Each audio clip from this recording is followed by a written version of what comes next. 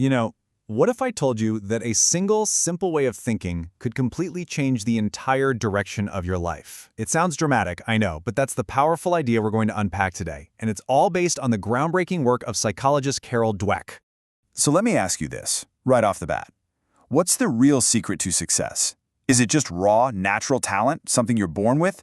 Or is it all about hard work and pure effort? People have been debating this forever, but the answer, well, it might just surprise you. Okay, so let's break this down. This whole concept really boils down to two fundamental ways of thinking, two mindsets that pretty much shape how we see the world and, more importantly, ourselves. First up, we've got what's called the fixed mindset.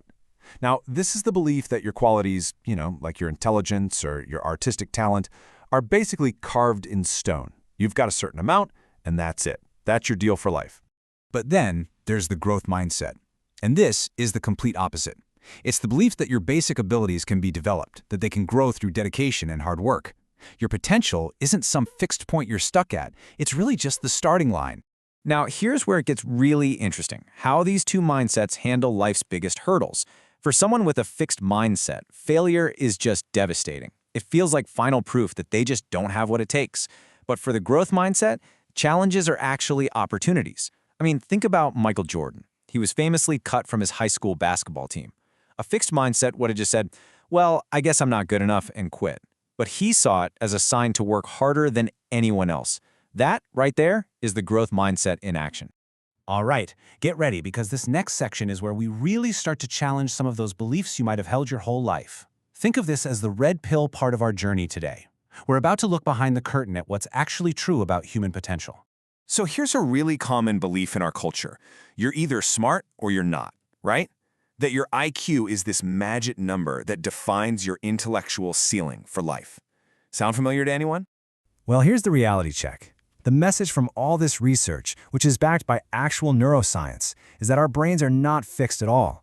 Through effort, by learning new things, by tackling challenges, we literally form new connections in our brain. Your brain can and does change. Your intelligence is not a fixed thing.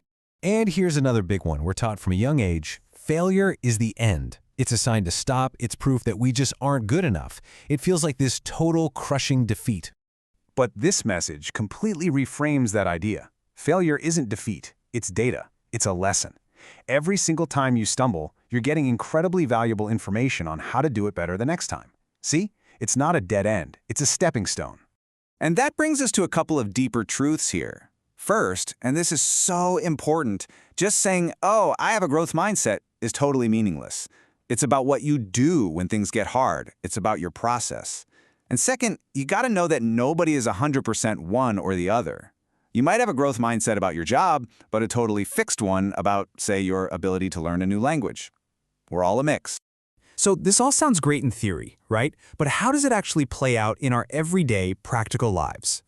Well, the impact is absolutely massive across three really key areas of life: our education and learning, our personal relationships, and, of course, our professional lives at work.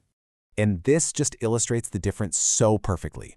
In school, growth mindset students keep going when the work gets tough. In relationships, they work through problems instead of just blaming their partner's unchangeable flaws. And in leadership, they focus on developing their team's potential. I mean, think about a leader like Microsoft CEO Satya Nadella. He famously transformed the entire company's culture from a know-it-all culture to a learn-it-all culture. That is the power of a growth mindset. Okay, so right about now, you're probably thinking, this is great, sign me up, I want a growth mindset. And the really good news is, you can absolutely cultivate one. This isn't just about knowing it, it's about doing it. So let's look at how. It really just comes down to this simple three-step process. First, you've got to learn to recognize that little internal voice of doubt. That's your fixed mindset talking. Second, you have to consciously choose to reframe that thought. And third, you have to actively look for the lesson in every single setback. And here it is. This might be the single most powerful tool for that second step. It's one little magic word: yet. So when you catch yourself thinking, I can't do this, or I'm just not good at this, just add the word yet to the end. I can't do this yet. It is such a small change, but it opens up a whole world of possibility. So let's just quickly recap the biggest, most game-changing takeaways. Remember, your intelligence is not fixed. It can grow. Failure is your greatest teacher. not your final grade. Growth is an action you take, not just a belief you hold. And finally, remember that both of these mindsets live inside you, and you have to actively choose which one you're going to listen to. And that brings us to the final and maybe the most important question of all. And this one's for you. Knowing what you know now, what is one challenge, maybe one you've been avoiding, that you will accept for your own growth starting today?